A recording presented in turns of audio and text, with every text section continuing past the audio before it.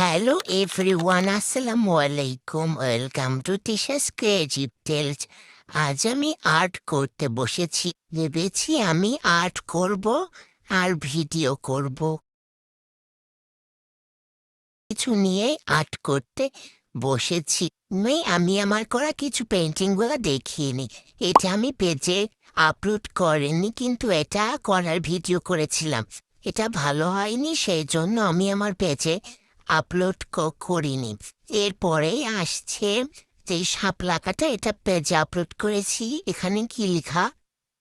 ও, এটা স্লোবাত স্টুডিও মিস্টারেস, এটা লিখেছিলাম পেজে আপলোড করব। ভাবে ওই আর্টবুকটা করে পেজে আপলোড করব।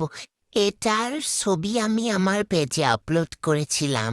রেফারেন্স ছিল পিন্টারেস্ট থেকে। না, আহা, আমি তো আর্ট করব রেফারেন্সই খুঁজিনি।